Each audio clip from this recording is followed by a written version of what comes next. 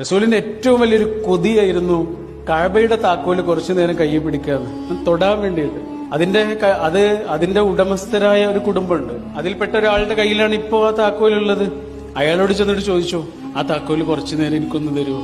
ഉസ്മാൻ, കുറച്ചു നേരം ഞാനൊന്ന് പിടിക്കട്ടെ. അത് ഇല്ല മുഹമ്മദ്, അതിനുള്ള യോഗ്യത നിനക്കില്ലടാ, തരൂല.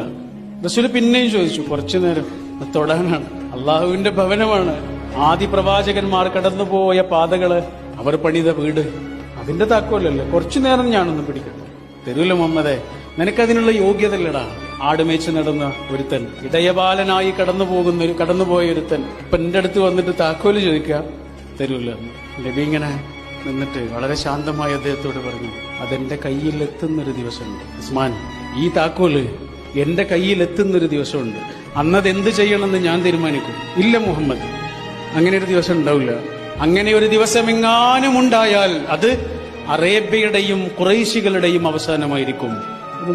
അതൊന്നുമല്ല, അറബികളും ഖുറൈശികളും അന്ന് നല്ല നിലയിൽ തന്നെ ആയിരിക്കും.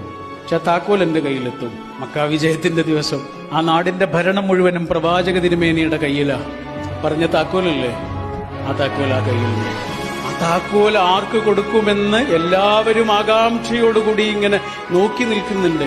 എല്ലാവരും ആഗ്രഹിക്കുന്നുണ്ട്, എനിക്ക് തന്നെങ്കിൽ. അലി റളിയല്ലാഹു അൻഹു ഒക്കെ പരസ്യമായിട്ട് തന്നെ പറഞ്ഞു, പ്രവാചകരെ എനിക്ക് തരുമോ, അതെന്നെ ഏൽപ്പിക്കുമോ എന്ന് ചോദിച്ചു. ഇല്ല. അവിടെ കൂടിയ ആയിരക്കണക്കിന് മനുഷ്യരിൽ നിന്ന് ഒരാളെ ഇങ്ങനെ വിളിച്ചു, എന്റെ കയ്യിലേക്ക്, ഉസ്മാൻ ഇബ്നു തൽഹ. നമ്മൾ പറയൂലേ, എനിക്കൊരു അവസരം കിട്ടട്ടെ, ഞാൻ കാണിച്ചു തരാം, ഇങ്ങനെ പറയൂലേ. റസൂൽ പഠിപ്പിക്കുകയാണ്, ഒരവസരം കിട്ടുന്നത് വരെ